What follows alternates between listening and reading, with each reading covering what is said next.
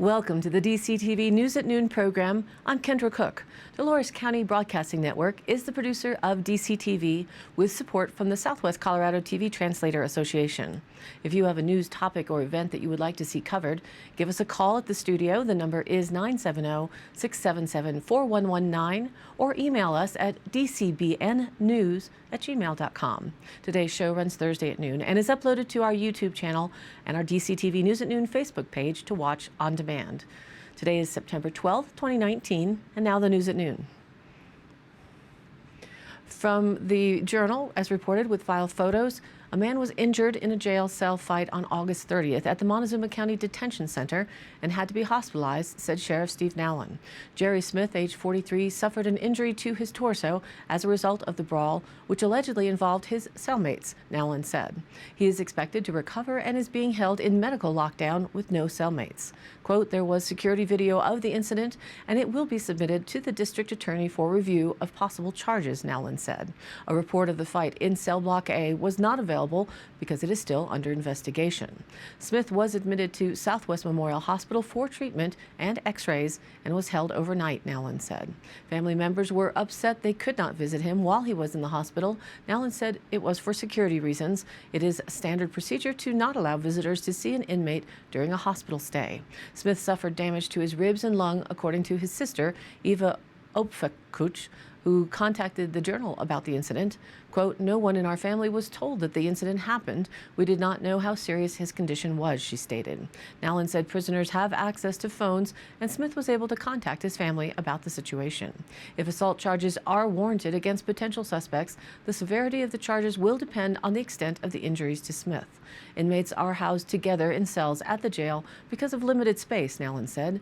Jailers use their best judgment in determining the safest cellmate pairings.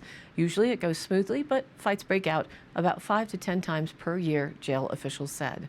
Jail deputies patrol the cells as much as possible, but limited staff and budget means they can't be everywhere at once, Nowlin said. That is why we have security cameras everywhere. Reported in the Arizona Family News, KOLD News 13 out of Tucson, Arizona, U.S. Marshals have captured the escaped Tucson murder suspects that had gotten out of their custody in Blanding, Utah last week. U.S. Marshals sources tell Arizona's family that they took both Blaine and Susan Barksdale into custody Wednesday night in Pumpkin Center, Arizona, just north of Roosevelt Lake. Deputy marshals were checking out a tip at a home when Susan Barksdale came out. She told authorities that her husband was inside. When Blaine Barksdale came out, he was uncooperative and cussing at the marshals, who tased him and took him into custody. No marshals were injured during the incident. The U.S. Marshals Service said it will host a news conference at 11 a.m. Thursday in downtown Phoenix to discuss the case. Blaine Barksdale, age 56, and Susan Barksdale, age 59, escaped custody while being extradited back to Arizona from New York on August 26. The husband and wife team overpowered and kidnapped 2 security officers and a 3rd inmate near Blanding, Utah. The couple then drove to Vernon, Arizona, where they obtained a red GMC Sierra pickup truck from an acquaintance. They then abandoned the prisoner van with the 3 locked inside. Detectives believe the couple was likely getting help to stay hidden and could be hiding east of Snowflake. The Marshals Service said they do not believe the Barksdales made it to Mexico. The Barksdales have been charged with first-degree murder by the Tucson Police Department in the death of Frank Bly, age 72, who has not been seen since fire consumed his home on April 16th. Evidence found at Bly's residence led detectives to determine the fire was intentionally set. Detectives also believed more than 100 firearms were stolen from the home, and only around 30 have since been recovered. Additional evidence uncovered during the investigation led detectives to obtain homicide arrest warrants for the couple. The charges on the warrants include first-degree murder, first-degree burglary, arson of an occupied structure, and criminal damage and auto theft. And Fox News KDVR reported that a trailer loaded with fossils valued at more than $100,000 was stolen this past Sunday in Aurora, Colorado. Photos KDVR. The trailer, owned by Geodecor, was taken from the parking lot of the Crown Plaza Convention Center at 15,500 East 40th Avenue during the Colorado Mineral and Fossil Fall Show, the company said. The 20-foot silver-toned trailer held, among other fossils, a 92 million-year-old fossil shark specimen valued at $50,000 $50,000 that was scheduled to be purchased by a museum. Quote, "The theft of the fossil shark is particularly heartbreaking because the museum was counting on adding it to their collection," Geodecor president Thomas Lindgren said. "Its high value is based on the fact that shark skeletons rarely fossilize because they are composed of cartilage, hence the $50,000 value.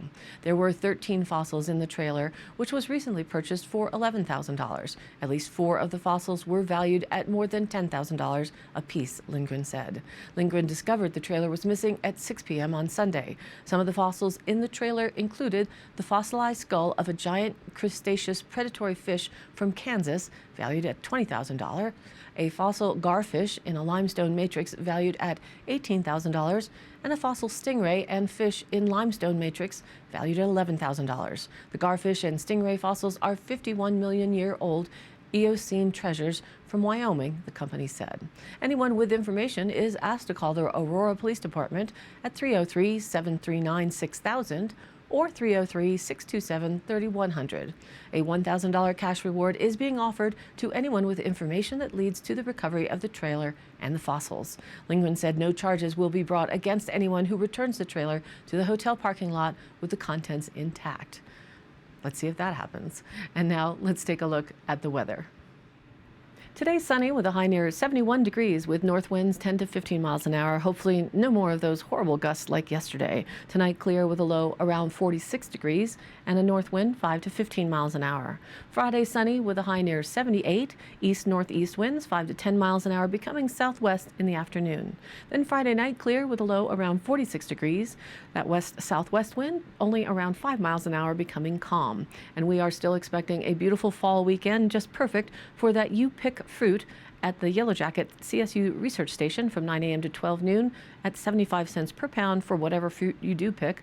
Bring your own box or bag. Saturday is looking sunny with a high near 82. East winds just around 5 miles an hour. Then Saturday night, mostly clear with a low around 49, and a repeat for Sunday daytime at least. Sunny with a high near 82 degrees. And then Sunday night, a slight chance of showers and thunderstorms will roll in with partly cloudy skies and low around 53. Monday, a chance for showers and thunderstorms remains in the picture for the afternoon. Mostly sunny the rest of the day with a high near 78 degrees. Monday night, a slight chance for showers and thunderstorms, mostly cloudy and a low to 52.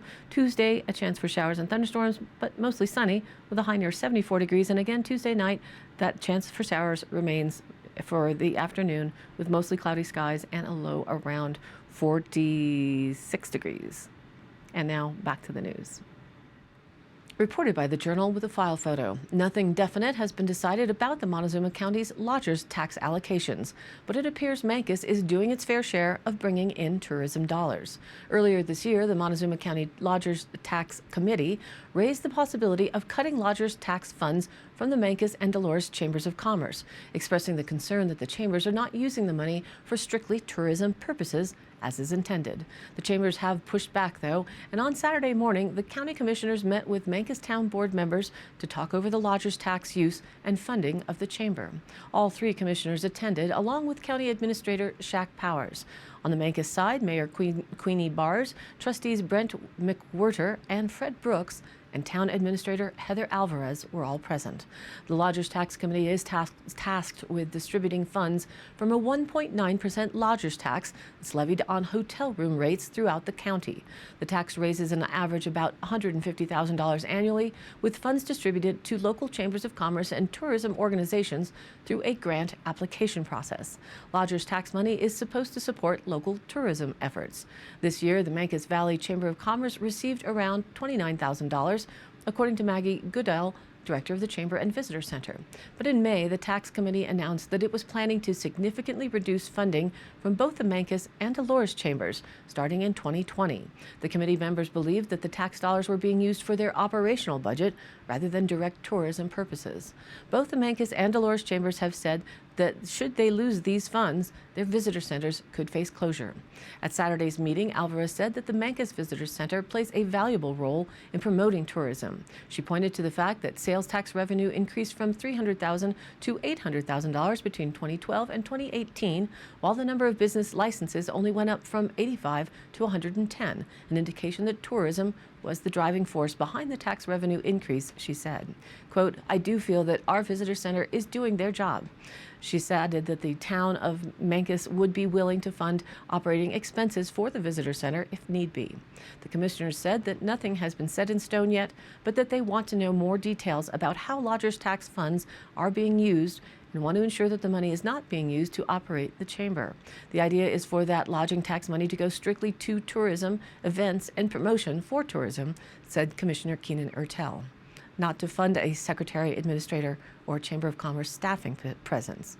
According to Alvarez, Goodell is the only one paid staff member for the chamber, but she's only part-time. Without the lodgers tax and without the town funding that, the visitor center would close, but the chamber is self-sustainable with their dues, Alvarez said. The commissioners added, too, that it appears Memphis is bringing a good portion of lodgers tax funds in. According to County Administrator Shaq Powers, in the previous quarter, the lodgers tax generated a total of $58,659. Of this total, 57% came from Memphis, 13% from Dolores, and 30% from Cortez. Cortez has its own lodgers tax, but some of the county lodgers tax revenue came from unincorporated parts of Montezuma County that still have an 81321 zip code, which accounts for the 30% number, Powers said. Memphis is obviously a big generator of the lodgers tax in Montezuma County, Ertel said. He added that the communities that generate the monies should have funds redistributed back to them. Moving forward, Alvarez said that perhaps they should tweak their grant applications to explain more of what the chamber does. Reported in the Durango Herald, photo Shannon Moulin. The Southern Ute Indian tribe broke ground on a new settling pond Wednesday south of Bayfield to expand emergency capacity for the region's water system. The new settling pond will enable the Southern Ute Utilities Division to provide up to 30 days of water in emergencies. The division, administered by the Southern Ute Growth Fund, provides drinking water and sewage treatment for the tribal campus, local tribal members, and the town of Ignacio. Currently, the system can provide less than 1 day of emergency water for users. Southern Ute Tribal Council members, Ignacio Town representatives, Growth Fund leadership, Utilities Division employees, and other community members gathered at the settling pond site for a presentation of the project, blessing of the project and land, and groundbreaking. Quote, as Ute people, we hold water very sacred to us. Water is the essence of life. Nothing can survive without water, said Laura Lee Cloud, council treasurer. Creating this water settling pond to take care of the water is such a great opportunity. JITA Contracting, Inc. in Durango and F&M Construction in Bayfield will begin digging Monday and expect to finish the settling pond project in April, said Hayes Brisky, Southern Utilities Division manager. The new pond will hold 20 million gallons, enough to fill all the pools at the Durango Community Recreation Center 45 times, and be able to provide an emergency supply of water for customers for at least 20 days. It will work in conjunction with another settling pond the tribe has had in operation since the 1980s, Brisky said. This old pond holds 800,000 gallons of water, enough emergency storage for 1 day of usage. The Utilities Division would tap the pond if contaminants, drought, or wildfires affected the river. The tribe spent $3 million on the settling pond, and none of those costs are included in the utility rate structure for users, according to a June news release from the tribe. The town has been considering other water providers because of a recent rate increase approved by the Tribal Council. Ignacio Town trustee Sharon Craig expressed appreciation for the emergency storage project. Reported by the San Juan Record, and from personal experience, this was mighty tasty. There's a new Thai and sushi restaurant that opened in Monticello last week, and here's its story, courtesy Mary Kokener, food correspondent, with her photos and a couple of mine. She writes, late one June afternoon, a gentleman from Moab named Sam made my acquaintance. He asked me about living in Monticello and the types of businesses that are in town. But most importantly, he asked about the restaurants in Monticello. Then he asked me, quote, what kind of restaurant would you like to see in Monticello? I told him point blank that we needed Asian cuisine, Chinese, Japanese, Thai, heck, all three. I made up a packet of information for him with a map of the town indicating where all businesses, government offices, schools, churches, etc. were located, a local phone book, a San Juan County guidebook, and of course, the 101 Things to Do in San Juan County. Politely, he thanked me for all my help and that I had given him much to consider and think about. So it came to pass on Thursday, September 5th, 2019, Sampis Janhome, or Sam, opened Ja Ron Thai Sushi, located at the old Horsehead Grill. Many remember it as the old MD Ranch Cookhouse, just north of the of the golf course. The southwestern atmosphere was kept intact to match the aesthetics of Monticello. And inside was a buzz with many a local savoring the Asian specialties, laughing, conversing, and having an overall good time. It was not unusual to hear, quote, "We have been so looking forward to this. This is so exciting. We love sushi and don't have to go all the way to Cortez or Moab any longer." Sam is quite an interesting man, born and raised in Thailand. He worked for the U.S. Embassy there in the Immigrant Visa Department. He was in charge of documenting and approving all Indochina refugees wishing to travel to the U.S. After immigrating to the U.S. himself, Sam found employment at Miami International Airport as a driver. Not being fond of American sandwiches, he began cooking meals for himself, and this attracted the salivary glands of fellow co-workers. So he began cooking for them as well, and before he knew it, Sam was working his way through restaurants. Starting at the bottom, he worked up the culinary ladder until reaching the status of chef. Upon moving to Moab, he and his wife, Chloe Chai Kracha, worked as a chef team at Singha Thai in Moab. He began a great friendship with Kent Somerville, and they became golfing buddies as well. It was no wonder then when Sam told Kent about his dream of becoming a restaurant owner that Kent decided to help fulfill that dream. Manning the knife and bamboo rolling mat is sushi master Sornsawan Shekhan, nicknamed Aussie. He has been creating masterpieces of sushi rolls, and sashimi for 15 years. A simple shrimp tempura roll winds its way up the plate, dragon head in the lead. Insane eel roll resembles pool balls ready for play, and no one will mind pocketing the 8-ball into the mouth. I had that, and it was very good. Our lovely waitress, Shaylee Bay, juggled table service and a continuous ringing of the phone orders. She is knowledgeable of the menu items, sweet in personality, and willing to make sure customers have the best dining experience. Appetizers are a tantalizing beginning. Crab rangoons, lightly deep-fried, stuffed with a cream cheese and crab mixture, are served with a light sweet and sour sauce. Thai dumplings are a meat-vegetable mixture steamed in a thin noodle skin and served with a hoisin dipping sauce. At the next table, we heard the oohs and ahs over an order of chicken satay, it's making my mouth water. Tender grilled chicken strips with a peanutty dipping sauce. There are noodle dishes such as pad thai and pad see au, vegetarian delights, curry of various flavors and heat, and fried rice to pleasantly satisfy. The menu will take you some time to read for your first visit. Jaroen Thai Sushi offers authentic Thai and Japanese cuisines, plus sushi and sashimi specialties to please the eye as well as the palate. Jaroen Thai Sushi is located at 380 South Main Street in Monticello. Their phone number to place an order is 435-587-4000. They are open 11 a.m. to 9 p.m. Monday through Sunday, so that's every day, from 11 a.m. to 9 p.m. for lunch and dinner. The entire menu and sushi bar is available all day long.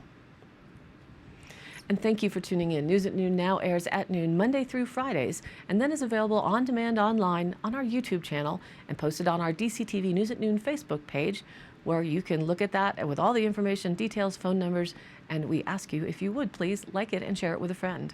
This has been a production of DCTV for the News at Noon program out of Dove Creek, Colorado, USA. I'm Kendra Cook. Thank you for watching.